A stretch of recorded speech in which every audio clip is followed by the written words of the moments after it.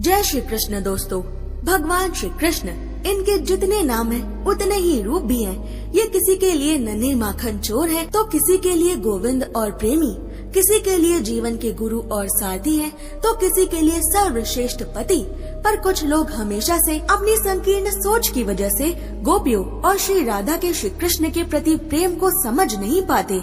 उनके प्रेम को बड़ी ही मायावादी और गलत नजरिए से देखते हैं। काफी बार तो इसी वजह से श्री कृष्ण के जीवन और इतिहास में से गोपियों और श्री राधा को मिटा देने की कोशिशें भी होती हैं। जब ये कहा जाता है कि श्री कृष्ण के इतिहास यानी महाभारत में गोपियों और राधा का कोई जिक्र ही नहीं है, पर इस बात में कितनी सच्चाई है? क्या सच में महाभारत में नहीं है कोई गोपियाँ और राधा?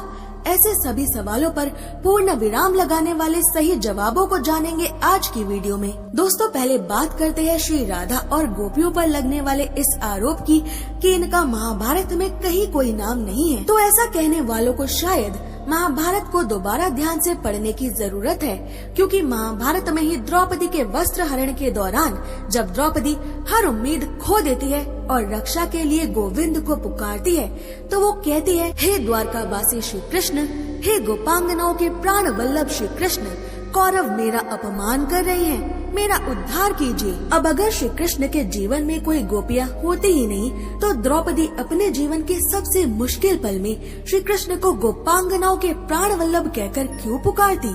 यानी यहाँ महाभारत खुद श्री कृष्ण के जीवन में गोपियों के अस्तित्व और गोपियों के श्री कृष्ण के प्रति अटूट श्रेष्ठ प्रेम की गवाही देता है, जिसे उस समय सब जानते थे। अब आइए बात करते हैं महाभारत में श्री राधा के उल्लेख की। तो दोस्तों, पहली बात तो श्री राधा वो पवित्र प्रेम धन है जिन्हें सभी तंत्रों और शास्त्रों में गुप्त रखने का प्रयास किया गया है, पर फिर भी उनकी दिव्यता छुपाए नहीं छुपती और सभी जगह प्रत्यक्ष या अप्रत्यक्ष रूप से इनका नाम या जिक्र आ ही जाता है। इसी तरह महाभारत के सभा पर्व अध्याय 38 में श्री राधा को श्री जी कहकर संबोधित किया गया है। अब श्री शब्द से काफी लोग सोच सकते हैं कि यहाँ श्री कृष्ण की अन्य पत्नियों की बात हो रही है, क्योंकि वो भी श्री लक्ष्मी है।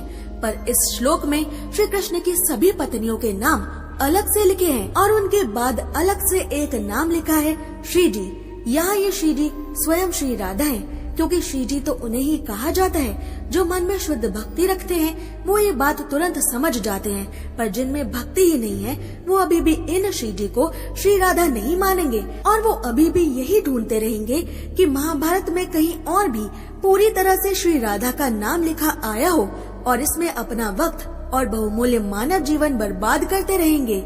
अब बात करते हैं इस आरोप की कि मान लेते हैं कि महाभारत में वर्णित ये श्री जी श्री राधा ही हैं, पर महाभारत में और कहीं श्री राधा का नाम क्यों नहीं आया? तो दोस्तों, महाभारत कुरुवंशी कौरवों और पांडवों के बीच हुए युद्ध का इतिहास है, जिसे शुरुआत में जया संहिता, विजया और भारत भी कहा गया और अंत में ये महाभारत बना। इसमें श्री कृष्ण की सभी बाल लीलाओं का वर्णन भी नहीं आता, तो इसका मतलब ये तो नहीं कि श्री कृष्ण की बाल्यावस्था कभी रही ही नहीं। महाभारत में जहाँ जहाँ जरूरत थी वहाँ गोपियों और श्री राधा का नाम आ गया है, जिसके प्रमाण भी हमने दिए। अब बिना जरूरत के महाभारत में श्री राधा का नाम ढूंढना तो समय की बर्बादी और सच्चाई से भागने के जैसा है, क्योंकि श्रीमती राधा रानी का तत्व, उनकी जानकारी कहीं नाम ढूंढने से नहीं बल्कि उनकी भक्ति करने, उनमें श्रद्धा रखने से ही मिल पाती है। अगर आपको ये वीडियो पसंद आई तो ऐसे और रोचक जानकारियों के लिए हमारे चैनल को सब्सक्राइब करके नोटिफिकेशन बेल ऑन करना ना भूलें। मैं मिलूंगी आपसे एक और नई रोचक वीडियो में, तब तक के लिए हरे कृष्णा।